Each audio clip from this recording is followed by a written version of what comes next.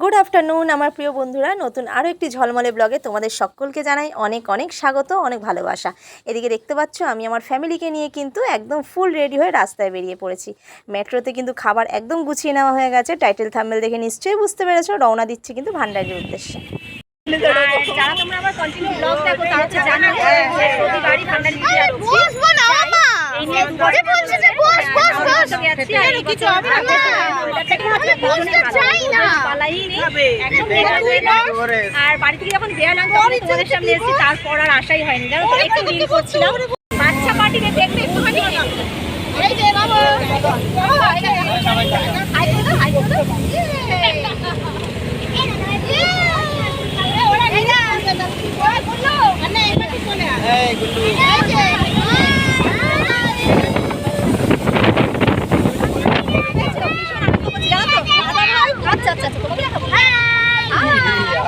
আর এই যে আমাদের রঞ্জিত হ্যাঁ এতক্ষণ প্রোটেক্ট করলো তোদেরকে ঘিরে, ওই এসে ধরে দাঁড়া। এই সাইডে মা আছে, আর এই সাইডে এই যে আমাদের আরেক কাকার মেয়ে যে রিল করে, তোমরাও চেনো হয়তো আমার যারা ফ্রেন্ড আছো। আর এই যে এদিকে দিদি আছে, সবাই আছে, খালি একজন মানুষকে আমি মিস করছি, সেটা আমার জামাইবাবু।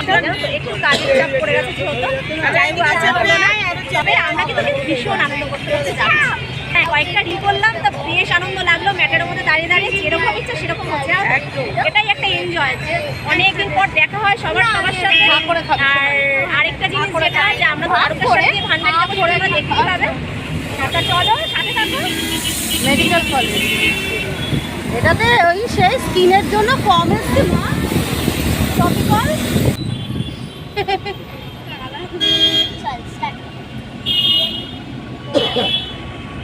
বাস থেকে ওগুলো উঁচু করছে, ওই উঁচু উঁচু করতে দেখবি, যে তাকাবে সাথে সাথে উঁচু উঁচু।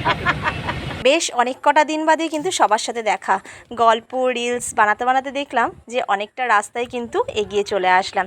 তবে ভীষণ মজা হচ্ছিল, জানো তো। এই দিনটার অপেক্ষায় আমরা সবাই কিন্তু প্রায় ওয়েট করি, যে কবে এই ভান্ডারির দিনটা আসবে, আমরা এত আনন্দ করতে পারবো।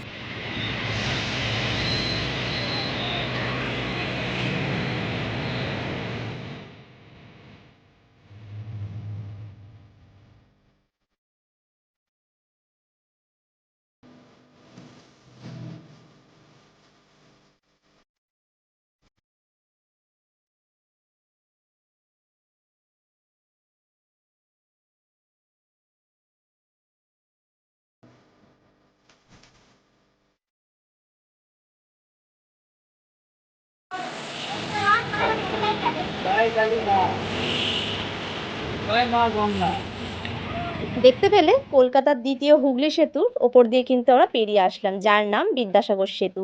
তবে এবারে কি ভাগ্যচক্রে এই সেতুর ওপর দিয়ে কিন্তু পাড়ি দিচ্ছি। অন্যান্যবার কিন্তু বালি ব্রিজের ওপর দিয়ে যাওয়া হয়, তবে ভারতের মধ্যে দীর্ঘতম ঝুলন্ত সেতু নামে কিন্তু আমরা এই সেতুকেই চিনি। তবে এই হুগলি সেতুর ওপর দিয়ে তো সহজে ধরো যাওয়া আসা হয় না, কোনো ফুটপাত নেই, সেই কারণেই। তো যাই হোক, যা হলো বাবা মহাদেবের কৃপায় বেশ ভালোই কিন্তু হলো, বলো।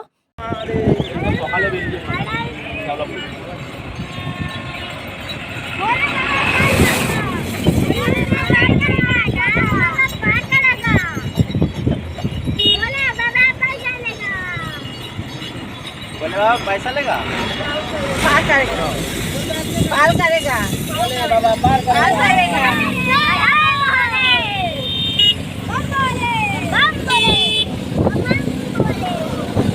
बोले बम, बोले बम।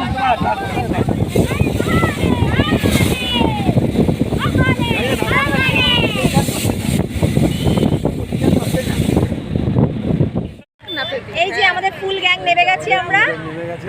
এই যে ফুল গ্যাং নেমে গেছে। ভাইকে তোমরা দেখাতে পারিনি, ভাই ছিল সামনে ড্রাইভারের সামনে, আর ভাইয়ের যে বন্ধু ছিল সামনে, এই যে মামা। এই মাত্র এসে কিন্তু নামলাম। আর এই যে আমাদের গাড়ি, এই যে গাড়ির মধ্যে খাবার দাবার সব রয়েছে। তোমরা দেখতেই পাবে যে খাবারে কি কি আছে না আছে। তবে বাচ্চারা কিন্তু খাওয়া মোটামুটি শুরু করে দিচ্ছে, মানে খাওয়ার জন্য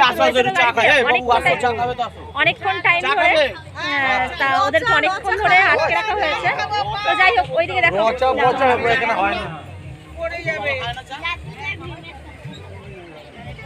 ভীষণ ভালো লাগছে, বলো। মানে আসার জন্য, সত্যি বলছি, একদম মনের দিক দিয়ে আসার জন্য এখানে মানে একদম মনটা টানে, জানো তো।